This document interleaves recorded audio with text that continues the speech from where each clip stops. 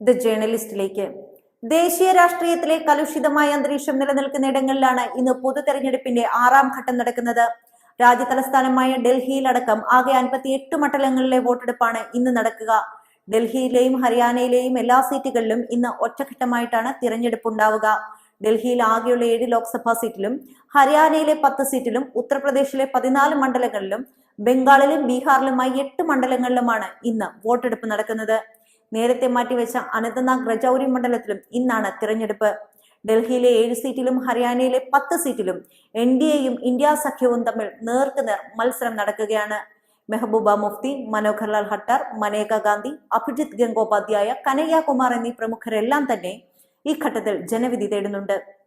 ഇന്ന് തിരഞ്ഞെടുപ്പ് നടക്കുന്ന മണ്ഡലങ്ങളിലെ 45 സീറ്റുകളിൽ NDA ആണ് വിജയിച്ചു വന്നിരുന്നത്. കോൺഗ്രസിന് 1 സീറ്റ് പോലും നേടാൻ കഴിഞ്ഞിരുന്നില്ല. എന്നാൽ ഇക്കുറി NDA സഖ്യത്തിന് കാര്യങ്ങൾ അത്ര എളുപ്പമാകില്ലെന്നാണ് തിരഞ്ഞെടുപ്പ് നിരീക്ഷകരുടെ വിലയിരുത്തൽ.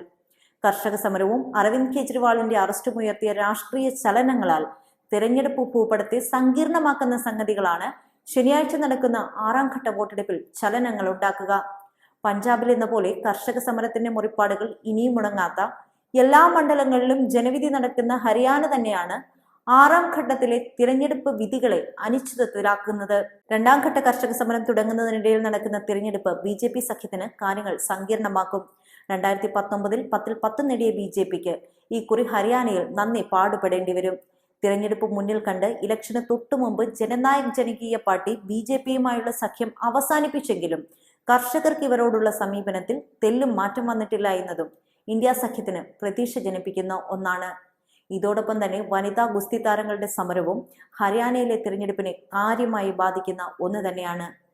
BJP നേതാവും മുൻ ഗുസ്തി ഫെഡറേഷൻ പ്രസിഡന്റുമായ ബ്രിജ് ഭൂഷണെതിരെ ഹരിയാനയിൽ നീറി നിൽക്കുന്ന കനലുകൾ ഇതുവരെ അണയാത്തതും BJPക്ക് ഹരിയാനയിലുള്ള അപ്രമാദിത്വം അവസാനിപ്പിക്കും.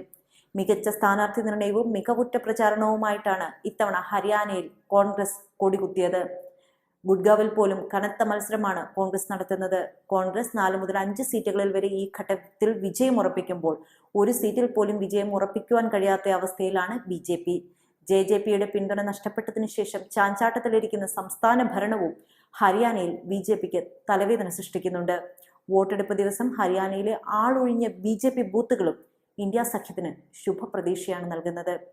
അരവിന്ദ് കെജ്രിവാളിന്റെ അറസ്റ്റും തുടർന്ന് നടന്ന സംഭവ വികാസങ്ങളും ഏറ്റവും അവസാനം കെജ്രിവാളിന്റെ ജയിൽ മോചനവും ഒക്കെ തന്നെയാണ് ഡൽഹിയിലെ തിരഞ്ഞെടുപ്പിനെ ചൂടുപിടിപ്പിക്കുന്ന ഘടകങ്ങൾ.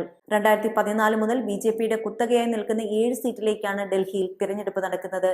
ഇവിടെ ഇന്ത്യൻ നാഷണൽ കോൺഗ്രസും ആം ആദ്മി പാർട്ടിയും ചേർന്ന് ഇന്ത്യ സഖ്യത്തിന്റെ ഭാഗമായി മത്സരിക്കുന്നതോടെ പ്രതിപക്ഷ കക്ഷികൾക്കിടയിൽ മുൻപെങ്ങുമില്ലാത്ത വിധം ഐക്യവും ഏകോപനവും കാണാനാകുന്നുണ്ട്. ഏത് വിധേനയും ഡൽഹി പിടിച്ചടക്കുക എന്നതിൽ കുറഞ്ഞൊന്നും ഇന്ത്യ സഖ്യം മുന്നോട്ട് വയ്ക്കുന്നില്ല. അതിനായി ഏറ്റവും വലിയ വിട്ടുവീഴ്ച ചെയ്തതും ഇന്ത്യൻ നാഷണൽ കോൺഗ്രസ് ആയിരുന്നു.